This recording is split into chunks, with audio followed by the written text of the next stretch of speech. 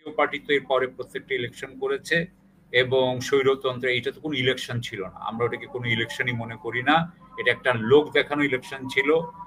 ইয়েটা ছিল রাত্রের, প্রথমটা ছিল প্রতিদ্বন্দ্বিতাহীন, পরেরটা ছিল রাত্রের নির্বাচন, তারপরটা ছিল ডামি নির্বাচন। জাতীয় পার্টির মাধ্যমে তাদের আসার সম্ভাবনা আছে।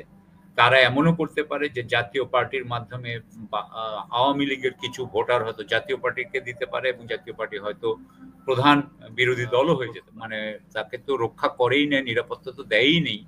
বরং রাশেদ যেটা বলেছে, রাশেদ খান সাহেব, তিনি বলেছেন যে জুলাইকে ভরে দেব, মানে জুলাইকে শেষ করে দিব বিপ্লব। তো তার মানে এটা একটা অনেক বড় ষড়যন্ত্র হচ্ছে। শেখ হাসিনার বিরুদ্ধেই বিদ্রোহ দিয়ে আমার জীবনের শেষ অংশটা বা মানে লাস্ট কত 15 থেকে এটা নিয়েই আমার জীবনটা চলতেছে। সুতরাং আমি এটা অন্যভাবে দেখি, আমি অ্যাক্টিভিজম করি অন্যভাবে দেখি। আমার এখন মনে পড়তেছে 2014 সালে সুজাতা সিং যখন আসে, যখন 14 সালে যখন শেখ হাসিনা একা নিজে কেয়ারটেকারের সিস্টেম উঠিয়ে দেয়, তখন বিএনপি কিন্তু যখন বলে যে তারা নির্বাচন করবে না, তখন এরশাদ সাহেবও কিন্তু নির্বাচন করতে রাজি হন নাই। এবং সেই সময় সুজাতা সিং আসেন, সেই এক্স ফরেন সেক্রেটারি, এবং তারপরে উনাকে জেনারেল এরশাদকে জোর করে নিয়ে যাওয়া হয়, আমার যতদূর মনে পড়ে সিএমএইচে রাখা হয়, এবং তারপরে উনাদের জাতীয় পার্টি নির্বাচন করে 154টা সিট আপনার কন্টেস্ট ছাড়াই, প্রতিদ্বন্দ্বিতা ছাড়াই ডিক্লেয়ার হয়ে যায়। এইভাবেই কিন্তু শেখ হাসিনার যে স্বৈরতান্ত্রিক যে শাসন, এটা শুরু। আজকে বা গতকালকে আব্দুল্লাহ মামুন সাহেব বাংলাদেশে একটা সাক্ষ্য দিয়েছেন, সেখানে তিনি বলেছেন যে 2014 পরে কিভাবে শেখ হাসিনার ক্ষমতা অনেক বেড়ে গেল এবং কিভাবে 2018-তে আরো এন্ড অল দ্যাট। তো আমি মনে করি যে যেটা আমি মনে করি না, সবাই মনে করে যে জাতীয় পার্টি সেই সময় যখন এটা সুজাতা সিং বা ভারত যখন জাতীয় পার্টিকে আনে এবং এনে বসিয়ে দেয় অপোজিশন করে, কারণ জাতীয় পার্টি ছাড়া তখন বাংলাদেশে আওয়ামী লীগের ওই 2014 যে একতরফা ইলেকশন, এটা কোনো মতেই হালাল হতো না। এরপরে জাতীয় পার্টি তো এর পরে প্রত্যেকটা ইলেকশন করেছে এবং স্বৈরতন্ত্রে এটা তো কোনো ইলেকশন ছিল না, আমরা ওটাকে কোনো ইলেকশনই মনে করি না। এটা একটা লোক দেখানো ইলেকশন ছিল। ইয়েটা ছিল রাত্রের, প্রথমটা ছিল প্রতিদ্বন্দ্বিতাহীন, পরেরটা ছিল রাত্রের নির্বাচন, তারপরটা ছিল ডামি নির্বাচন। এবং এখানে আরো একটা ইয়ে হচ্ছে যে সেই সময় অনেক গুজব বলেন বা যাই বলেন, রওশন এরশাদ কি করেছেন, তার সাথে শেখ হাসিনার কি কি ডিল হয়েছিল সেটা নিয়ে কথা ছিল, টাকা পয়সার কি হ্যান্ডওভার হস্তান্তর হয়েছে সেগুলো নিয়ে কথা ছিল। এমনকি 5ই আগস্টের পরে বোধহয় রওশন এরশাদের বাড়িও বোধহয় ময়মনসিংহ, আমি যদি ভুল না করে থাকি, তাহলে সেটাতেও বোধহয় জনগণ আক্রমণ করেছিল। এখন আর রওশন এরশাদকে দেখা যাচ্ছে না।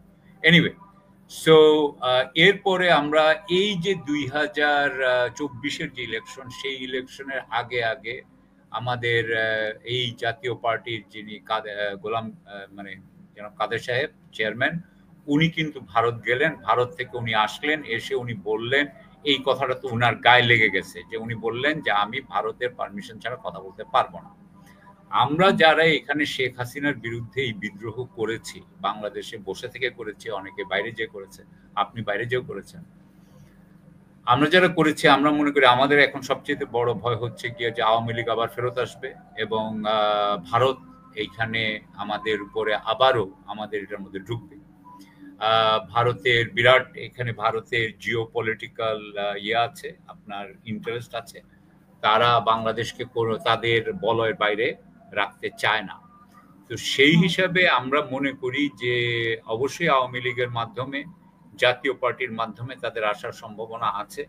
তারা এমনও করতে পারে যে জাতীয় পার্টির মাধ্যমে আওয়ামী লীগের কিছু ভোটার হয়তো জাতীয় পার্টিকে দিতে পারে এবং জাতীয় পার্টি হয়তো প্রধান বিরোধী দলও হয়ে যেতে পারে। সুতরাং আমরা মনে করি যে এই যে ট্রোজান হর্স, যে জাতীয় পার্টির উপর ভর করে ভারতীয় যে আপনার হস্তক্ষেপ, সেটা যাতে না হয় সেটা আমরা চাই না। এমনকি আমি আপনাকে আরো এটা বলতে পারি যে আজকে ইয়েও আছে, আজকে আপনার আমার দেশ পত্রিকায় মাহমুদুর রহমান সাহেবের একটা ইয়ে আছে লেখা, যে ৫ রকমের ভারতপন্থী। সেখানে উনি বলেছেন যে বিএনপি বা এরকম নেতৃত্বেও কিন্তু প্রচুর ভারতপন্থী আছে। অর্থাৎ আমরা কিন্তু বিএনপিকেও মনে করি না পুরোপুরি যে ভারতপন্থার থেকে সে বাইরে। এবং সালাউদ্দিন সাহেব যেভাবে উনাদের মুখপাত্র ইয়ে হন, আমার কাছে মনে হয়েছে যে এটা একটু অ্যাবনর্মাল বা একটু অ্যাবসার্ড। সো আপনি যদি ওইভাবে ধরেন, বাংলাদেশ এখনো অত্যন্ত নাজুক অবস্থায় আছে। বাংলাদেশের পুরো সিভিল এবং মিলিটারি ব্যুরোক্রেসির টপ যেটা, সেখানে এখনো হাসিনার দোসররা আছে। আপনি জানেন কয়েকদিন আগে বলা হয়েছে নয়া দিগন্তের একটা ইয়েতে, যে রিপোর্টে, যে ওর নাম কি আপনার এস আলম যে দেখা করেছেন, টাকা দিয়েছেন ২৫০০ কোটি টাকা, আরো ২০০০ কোটি টাকা দিবেন। বাংলাদেশে এখন রাইট নাও অনেকগুলো জায়গায় আপনার ইয়ে হচ্ছে, গন্ডগোল হচ্ছে, নানান ধরনের আক্রমণ এবং প্রতি আক্রমণ হচ্ছে। তো সুতরাং একটা একটা পুরো অস্থিতিশীল অবস্থা। সেই অবস্থায় আপনিও আজকের ইয়ে করেছেন যে চতুর্দিকে ষড়যন্ত্র। সেই সময় আমরা মনে করি যে আমরা মনে করি, যারা অ্যাক্টিভিজমে কেউ কেউ মনে করে আমাদের তো কোনো ইয়ে নাই, রাজনৈতিক কোনো স্বার্থ নাই, কিন্তু দেশের স্বার্থ বা জনগণের স্বার্থে আমি যদি মনে করি যে ভারতের কোনো মতেই আমাদের দেশের ভিতরে নাক গলানোর কোনো চান্স থাকা উচিত না, সুযোগ থাকা উচিত না, তাহলে আমরা তো জাতীয় পার্টিকে অন্তত আগামী কিছুদিন ধরে, আগামী কয়েক বছর ধরে আমরা অ্যাটলিস্ট বাংলাদেশ যতক্ষণ না একটা শক্ত ভিত্তির উপরে পৌঁছাচ্ছে, ততক্ষণ আমরা চাই না যে এই ধরনের যারা ভারতপন্থী বা ভারতের সাথে আগে কাজ করেছে সেই সমস্ত লোকরা এসে আমাদের এখানে ইলেকশন করুক এবং ক্ষমতায় যাক এবং ক্ষমতার কাছাকাছি আসুক। এই জন্য আমরা দেখতে পাচ্ছি যে যেই মুহূর্তে জাতীয় পার্টির বিরুদ্ধে নুরুল হক নূর এটা করেছে, সাথে সাথে তারপরে আমরা কিন্তু জাতীয় পার্টির পক্ষ থেকে ওই যেরকম ভাবে আক্রমণ দেখলাম, প্রতি আক্রমণ, সেটাও কিন্তু খুব আশ্চর্যজনক মনে হয়েছে। এর সাথে সেনা প্রধানেরও কিন্তু একটা আমরা দেখি যে সেনা প্রধান যেভাবে তার পুলিশ এবং তার আর্মি এবং পুলিশ একসাথে যেভাবে নুরুল হক নুরুকে আপনার ইয়ে তো করেই নাই, বরং মানে তাকে তো রক্ষা করেই নাই, নিরাপত্তা তো দেয়ই নেই, বরং রাশেদ যেটা বলেছে, রাশেদ খান সাহেব, তিনি বলেছেন যে জুলাইকে ভরে দেব, মানে জুলাইকে শেষ করে দিব বিপ্লব। তো তার মানে এটা একটা অনেক বড় ষড়যন্ত্র হচ্ছে বলে মনে করি। সেই অবস্থায় যেহেতু এখন এই অবস্থায় জাতীয় পার্টিকে একেবারে ক্লিন চিট দেওয়া, আমার মনে হয় যে এটা